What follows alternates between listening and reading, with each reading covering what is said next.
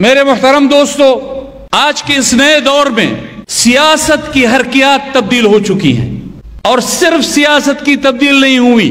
ہماری مملکت کی حرکیات تبدیل ہو گئی ہیں، ساخت تبدیل ہو گئی ہے، معاشی حوالے سے تبدیل ہو گئی ہے۔ ایک رخ یہ راسخ ہو چکا ہے پاکستان کے لوگوں کی دماغوں میں کہ یہ جمعیت علماء اسلام ہے، یہ جمعیت علماء اسلام کے کارکن ہیں، اور جب تک یہ جمعیت علماء اسلام کا کارکن ہے، پاکستان میں مذہبی حوالے سے، شعائر کے حوالے سے کوئی بھی ایسا قدم نہیں اٹھایا جا سکتا کہ جس کے خلاف اگر یہ کھڑے ہوں گے تو پھر پاکستان کی سیاست میں ایک تلاطم برپا ہو جائے گا۔ یہ راسخ ہو چکا ہے۔ اب جب ہم اس پہلو پر سوچتے ہیں کہ ہم سیاست کی نئی وسعتوں میں داخل ہو چکے ہیں، اور یہ بھی ہمیں معلوم ہے کہ ہمارے کاز کے حوالے سے وہ بھی لوگوں کی دماغ میں راسخ ہو چکا ہے، تو پھر تھوڑا سا ہمیں جدت کی طرف جانا ہوگا، ہمیں ان حرکیات کے ساتھ خود کو تبدیل کرنا ہوگا، ہمیں خود کو اپڈیٹ کرنا ہوگا۔ آج اس صوبے میں جمعیت علماء اسلام سب سے بڑی قوت ہے، سیاسی حوالے سے، نظریاتی حوالے سے، لیکن سب سے بڑی قوت کو دیوار کے ساتھ لگا کر اقتدار کسی اور کے حوالے کر دیا گیا۔ اب اقتدار انہوں نے آپ سے چھینا تو نہیں ہے، چھیننے والے تو پس پردہ بیٹھے ہوئے ہیں،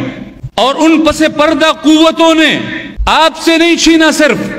بلوچستان کی جمعیت سے بھی اقتدار چھینا ہے، آپ کے مرکز کی نمائندگی کو بھی چھینا ہے،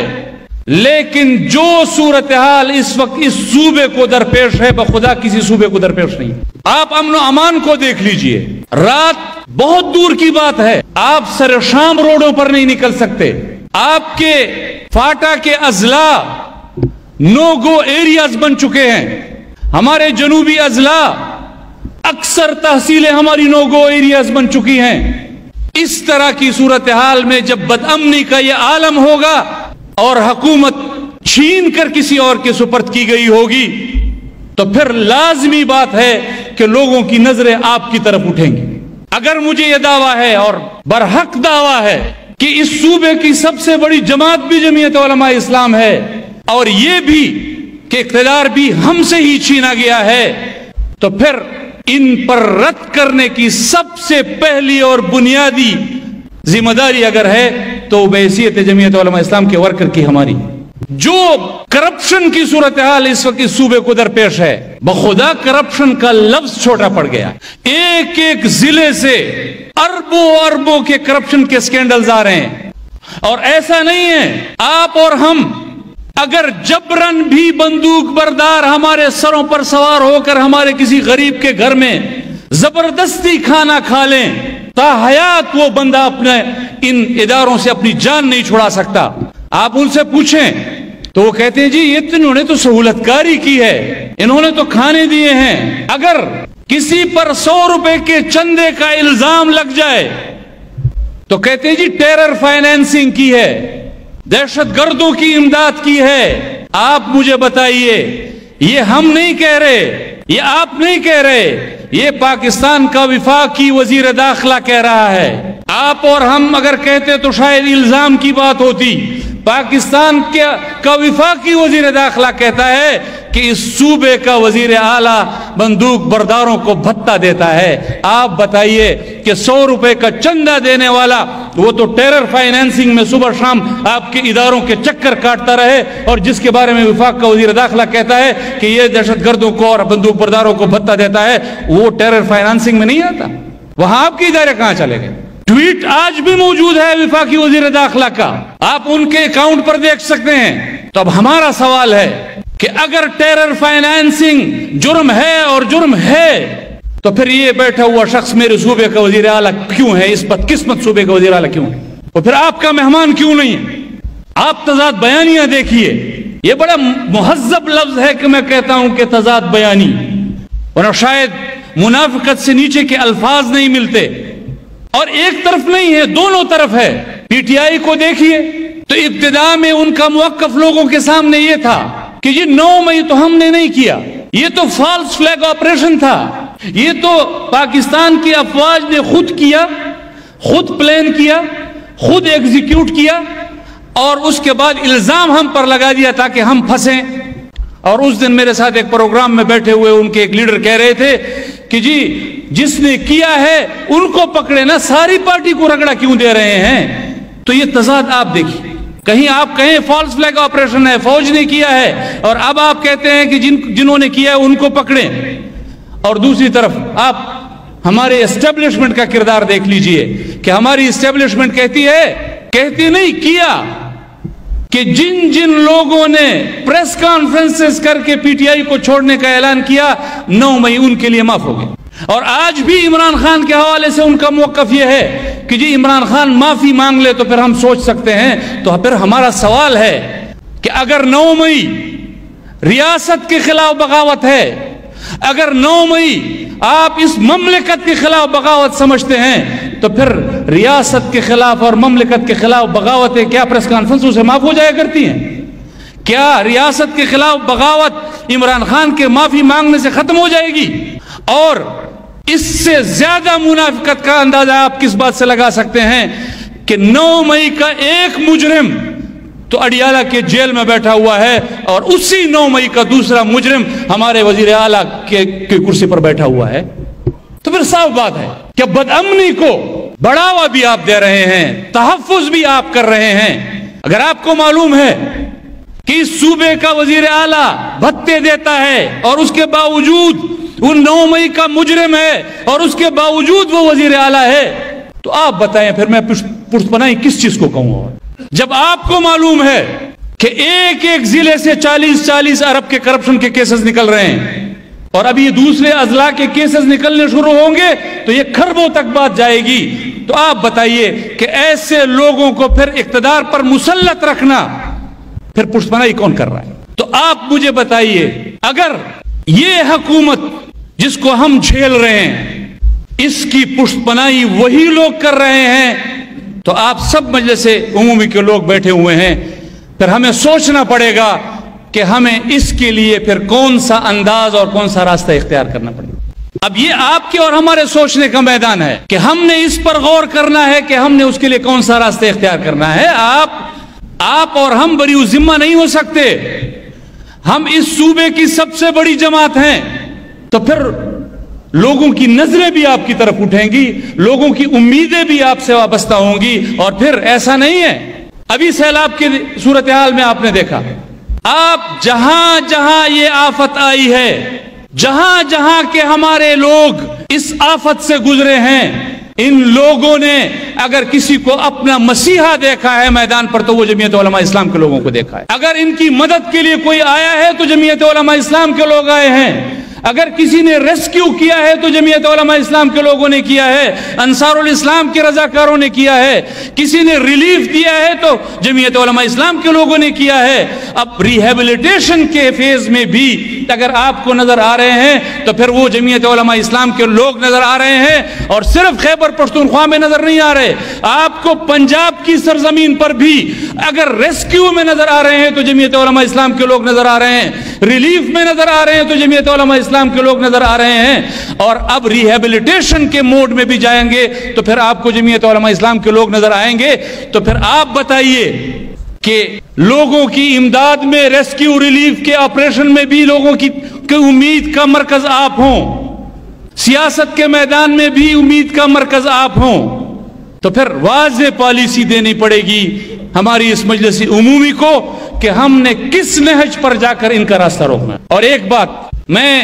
صوبائی مجلس عاملہ کی خدمت میں بھی اور ہمارے پارلیمانی پارٹی کی خدمت میں بھی عرض کرنا چاہتا ہوں کہ ہم نے ہر میدان میں دیکھا ہے یہ سب کچھ جو میں نے بیان کیا ہے. ایک ایک کاز کے لیے آپ نے لوگوں کو نکالا ہے، متحرک کیا ہے. ہمارے پارلیمانی پارٹی کے ممبران کی تقاریر میں خود سنتا ہوں، ایک ایک ایشو پر انہوں نے محاسبہ کیا ہے اس کٹ پتلی حکومت کا. لیکن جس طرح ہماری سیاسی حرکیات تبدیل ہو رہی ہیں اسی کے مطابق ہمیں جدت کی طرف جانا پڑے گا. ہمیں اس کے لیے ایسے میڈیم تلاش کرنے پڑیں گے کہ لوگوں کو نظر آئے کہ جمعیت علماء اسلام صرف ختم نبوت کے میدان میں ہماری محافظ نہیں ہے، جمعیت علماء اسلام صرف توہین رسالت کے قوانین کے حوالے سے ہماری محافظ نہیں ہے، جمعیت علماء اسلام صرف اسلام کے حوالے سے ہماری محافظ نہیں ہے، بلکہ جب میرے صوبے پر آفت آئے گی تو بھی جمعیت علماء اسلام میدان میں کھڑی ہوگی۔ اگر اس صوبے کے عوام کو کرپشن کا سامنا ہوگا اور اس کی حکومتیں اس درجے اور اس نہج کی کرپشن کرے گی تو پھر کرپشن کے لیے راستہ روکنے کا میدان بھی جمعیت علماء اسلام کا ہوگا۔ اگر بدامنی کے ہاتھوں ہمارا صوبہ برباد ہے تو پھر ان کو یہ امید آپ سے ہے کہ اس کے لیے آپ کو کوئی راستہ نکالنا پڑے، اور یہ تب جس طرح میرے بھائی احمد علی درویش صاحب نے ایک فگر پیش کی، اور یہ الارمنگ فگر ہے کہ ہمارے یونیورسٹیز کے 25% اسٹوڈنٹس جو ہیں وہ ایتھیسٹ بن چکے ہیں، ملحد بن چکے ہیں۔ تو پھر یہ سمجھنے کی بات ہے کہ اگر ہم نے عوام میں رسوخ کرنا ہے، اگر ہم نے عوام میں جانا ہے تو پھر ہمیں عوامی ایشوز کو ایڈریس کرنا پڑے گا، ہمیں کرپشن کو ایڈریس کرنا پڑے گا، ہمیں بدامنی کو ایڈریس کرنا پڑے گا، ہمیں گورننس کو ایڈریس کرنا پڑے گا، اور ہم لوگوں کو بتائیں گے کہ ہم صرف آپ کے عقیدے اور آپ کے نظریے کے محافظ نہیں ہیں، جمعیت علماء اسلام آپ کے مال کی بھی محافظ ہے، آپ کی عزت و آبرو کی بھی محافظ ہے، آپ کے امن و امان کی بھی محافظ ہے۔ اور جب تک ہم یہ لوگوں کو ذہن نہیں دیں گے وہ آپ کو اپوزیشن کی بڑی جماعت تسلیم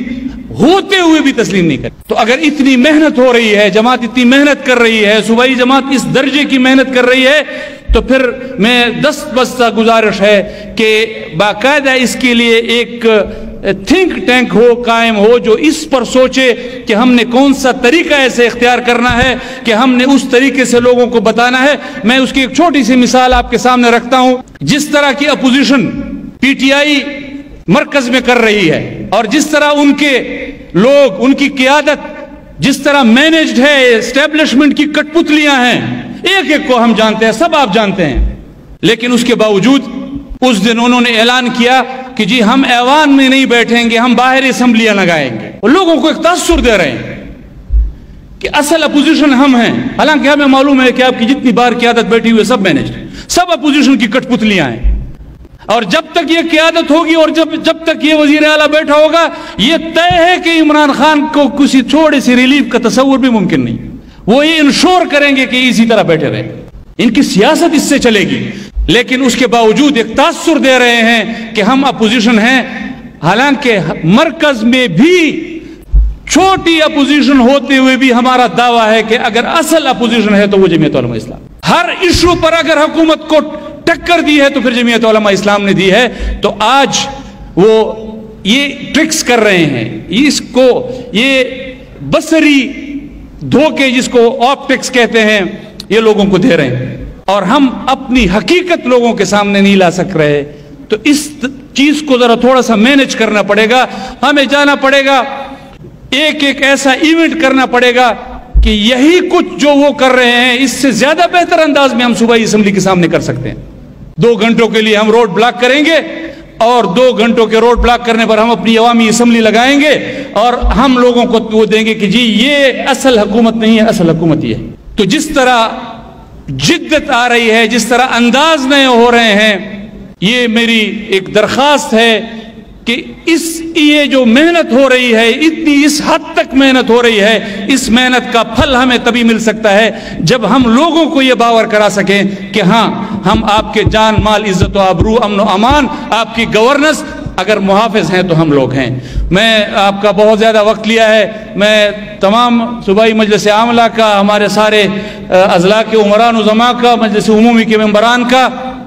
شکریہ بھی ادا کرتا ہوں، اور میں صرف ایک جملے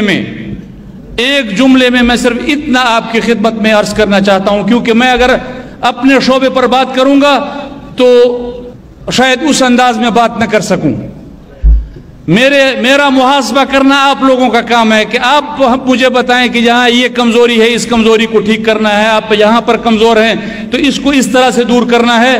لیکن ایک بات انشاءاللہ میں آپ کو یقین دلانا چاہتا ہوں کہ ہم نے تاخیر سے شروع کیا یہ کام، لیکن جس انداز میں مجھے مرکزی قیادت اور ہماری صوبائی قیادت، تمام صوبائی قیادتیں ہماری جتنے بھی ہیں، جس طرح مجھے سپورٹ کیا ہے، اور آج ہم ڈیجیٹل میڈیا کے میدان میں جہاں کھڑے ہیں، ان ہمارے مخالفین جتنے بھی ہمارے مخالفین ہیں سوشل میڈیا اور ڈیجیٹل میڈیا کے میدان میں، جب وہ اب جمعیت علماء اسلام کے بارے میں بات کرتے ہیں تو ان کو 100 دفعہ سوچنا پڑتا ہے کہ اگر ہم ایک بات کریں گے تو اس کا جواب ایسے آئے گا کہ پھر ان کو یاد رہے گا انشاءاللہ